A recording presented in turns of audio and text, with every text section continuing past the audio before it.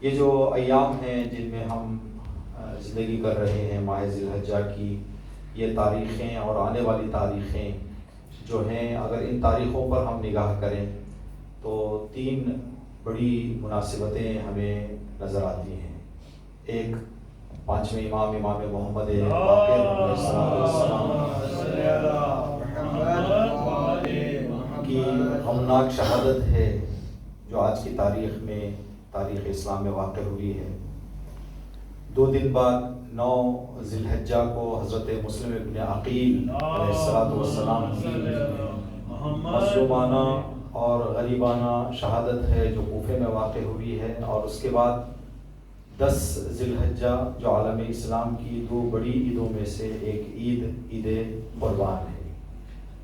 اگر ان تینوں مناسبتوں پر ہم ایک سرسری نگاہ ڈالیں تو ہمیں ایک نقطہ اپنی طرف توجہ ہماری کھینچے گا، اپنی طرف مبذول کرے گا کہ اس نقطے پر توجہ ضروری ہے۔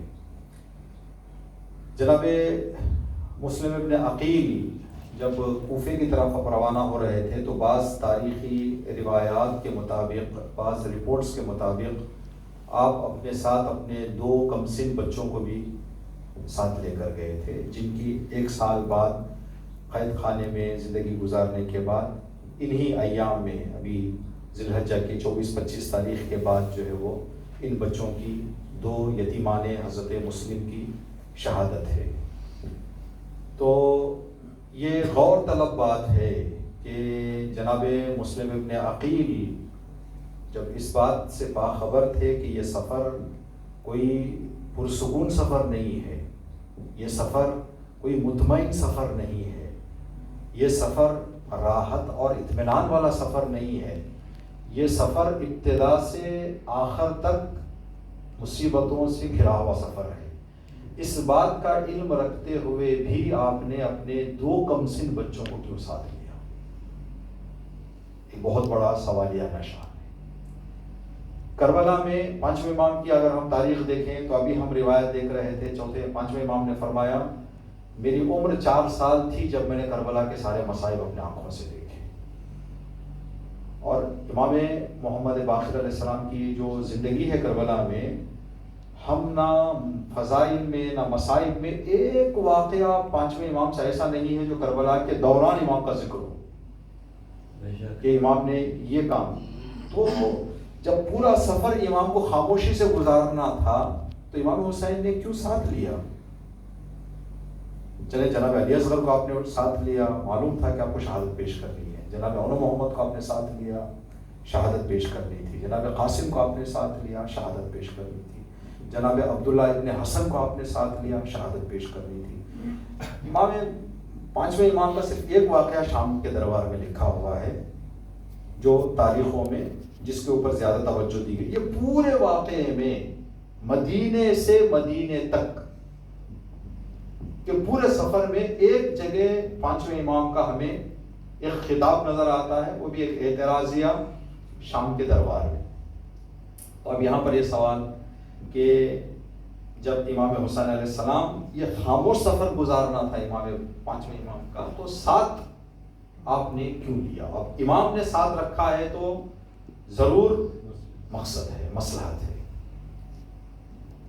جناب مسلم جب نکل رہے تھے تو اپنے بچوں کو ساتھ لے کر جا رہے تھے، امام نے نہیں روکا۔ امام نے نہیں فرمایا مسلم آپ بچوں کو چھوڑ کر چلے جاؤ، بچوں کو مدینے میں رہنے دو۔ نہیں، جب ساتھ جا رہے تھے تو آپ نے روکا نہیں، مصلحت ہے۔ یا آپ کی خدمت میں عرض کریں کہ عید قربان کی ساری داستان پر ہم نگاہ ڈالیں تو ایک باپ اور بیٹے کا قصہ ہے۔ ایک باپ اور ایک بیٹے کا ایک امتحان ہوا، جس امتحان کی کامیابی کو یاد رکھنے کے لیے زمانے میں اللہ نے عید قربان کا ایک سبب قرار دیا کہ عید قربان انجام ہو تاکہ ابراہیم اور اسماعیل کی قربانی دنیا یاد رکھے۔ تو ایک نکتہ جو بہت ہی ہمیں چاہیے کہ اس کی طرف توجہ کریں وہ یہ ہے کہ دین کے جو بھی تاریخیں ہیں جو بھی داستانیں ہیں، جو بھی واقعات ہیں، جو بھی مناسبتیں ہیں، یہ مناسبتیں ایک نشانی ہے. ہم کو نشانی دیکھ کر نشانی کے پیچھے جو مقصد ہے اس مقصد کی طرف آگے بڑھنا ہے. اگر ہم ریڈ سگنل دیکھتے ہیں تو ہم کو معلوم ہونا چاہیے کہ اب گاڑی میری رکنی چاہیے ابھی، اس لیے کہ ریڈ سگنل آ گیا ہے. ریڈ سگنل دیکھتے ہوئے رہیں، گاڑی کو آگے بھی بڑھاتے رہیں، تو ہم نے علامت کو سمجھا نہیں.